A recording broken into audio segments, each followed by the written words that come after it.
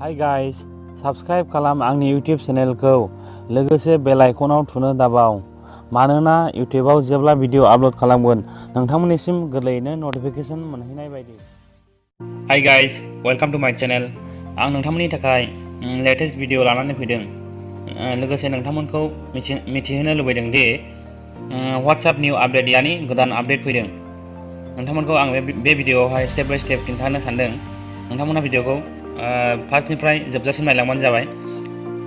आरो नोंथांमोननिफ्राय मोनसे रिक्वेस्ट सोरबाफोर आंनि चेनेलाव गोदानै फैदोंब्ला चेनेलखौ साबस्क्राइब खालामना हो आरो लोगोसे बेल आइकनाव थुनो दाबाव मानोना नोंथांमोननिसिम गोरलैयैनो नटिफिकेशन मोनहैनाय बायदि। अब्ला भिडिअखौ सुरु खालामनोसै। दानिया सबसे सिगां जों मायाव थांनांगौ? प्ले स्ट'राव थांबानो जाबाय। थांनायनि उनावहाय नैबेहाय गुगोल प्ले सार्च बारावहाय खेबसे थुनानै हो। बेनिफ्राय बाव लिरबानो जाबाय WhatsApp क्लिक खालामना हो।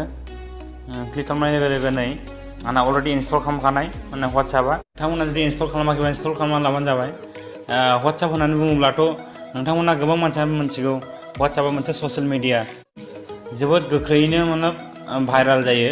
बाहाय जिखुनु मेसेजआ माने थाबैनो भाइरेल जाना फैयो।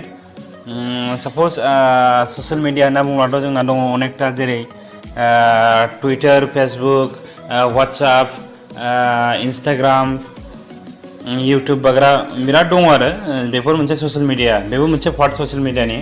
नाथाय WhatsAppआव जोबोद गोख्रैयैनो बा फास्ट माने भिडिअ बा जिखुनु मेसेज माबाया माने सोरनोबा जुदि शेयार खालामोबा माने भाइरेल जाना फैयो। साप'ज आं सोरनोबा लोगोनो हरबाय मोनसे भिडिअ माने नंगौ बादि आरो खिन्थु बे भिडिअआ फेकसो आरो बेखौनो आं ओरैबायदि माने हरबाय आरो सोरनोबा फाथायहरबाय आरो बेबो गुबुन मानसिनो फाथायहरबाय आरो बैबो गुबुन मानसिनो फाथायहरबाय बिदिनो शेयार जायै माने अल इन्डिया अल वर्ल्ड माने बे मेसेजआ भाइरेल जाबाय।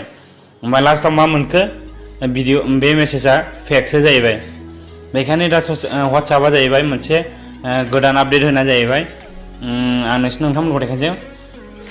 गोदान आपडेट होनाया जाहैबाय साबानि बारा माने सुबुंनो जोङो मेसेज शेयार खालामनो हाया। आं जेरै नोंसिनो WhatsAppआवहाय डाइरेक्ट थांना खिथानि बेक खालामबाय आं होनबा आंनि WhatsAppखौ आं खुलिना लानोसै। साप'ज आङो जिखुनु मेसेजखौनो हमनानै ला आंनाव मोनसे साप'ज आं नैबे मानसिनो हरनायदों हा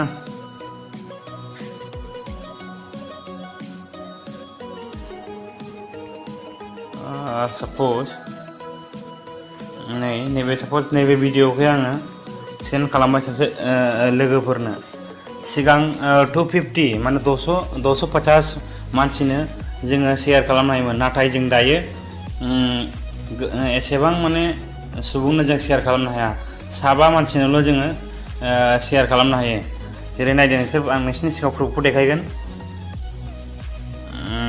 साप'ज आङो लाबाय नैबेनिफ्राय मोनसे क्लिक खालामबाय, मोननै, मोनथाम, मोनब्रै, मोनबा, सयतानि गेजेराव नै माने मोनबा खालामखांनायनि उनावनो मा फैखो? You can only share with up to 5 chat बिदि देखायना होबाय नै माने मोनबानि बारा सेलेक्ट खालामनो हाया। बेखायनो जोंना WhatsAppआ मोनसे गोदानै आपडेट हगारदों बा फैदों आरो ना। नोंथांमोना दा बुजिबाय जानो हागौ आंनि भिडिअखौ। नोंथांमोना जुदि माने बे भिडिअखौ मोजां मोनदोंब्ला चेनेलखौ साबस्क्राइब खालामना हो।